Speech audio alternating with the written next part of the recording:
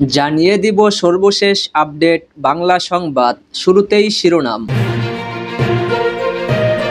আগামী ৪৮ ঘন্টার মধ্যে পদত্যাগ করতে পারেন প্রধান উপদেষ্টা ডাক্তার ইউনূস। নতুন কৌশলে দিল্লির আওয়ামী লীগ।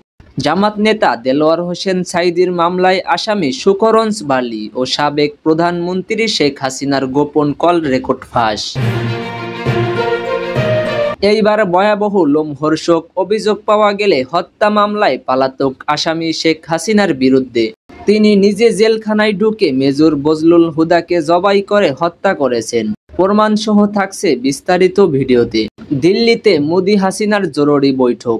রাষ্ট্রপতির মাধ্যমে ইউনূসকে সরিয়ে দিয়ে একান্তরে কৌশলে ক্ষমতা নিতে প্রস্তুত হাসিনা ও জয়।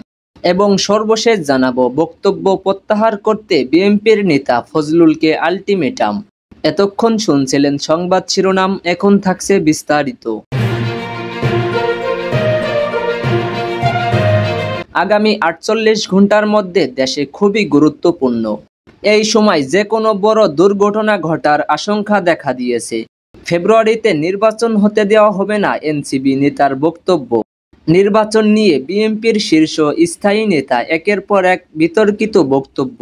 সেনা প্রধানের পক্ষ থেকে প্রধান উপদেষ্টাকে আদর্শর চাপ। বিএনপির সীমাহীন চাঁদাবাজি। সর্বশেষ সিলেটের পাথরকাণ্ড নিয়ে সরকারের বিতর্কিত অবস্থান ফেলে দিয়েছে।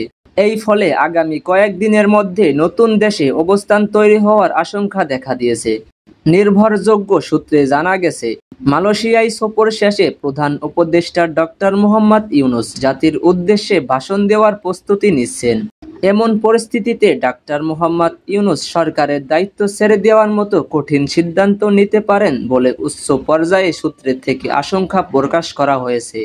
ডক্টর ইউনূস এমন সিদ্ধান্ত নিলে বিপদের সম্মুখীন হতে পারে দেশ। ডক্টর ইউনূস জাতিকে বাংলাদেশের ইতিহাসের সবচেয়ে অবাধ, সুষ্ঠু, গ্রহণযোগ্য নির্বাচন অনুষ্ঠানে প্রতিশ্রুতি দিয়েছেন। কিন্তু দেশ যে পরিস্থিতির দিকে যাচ্ছে তাতে সেটা সম্ভব হবে না। যেন তিনি একটি নির্বাচন করে তিনি তার দায়ভার নিতে চাচ্ছে না।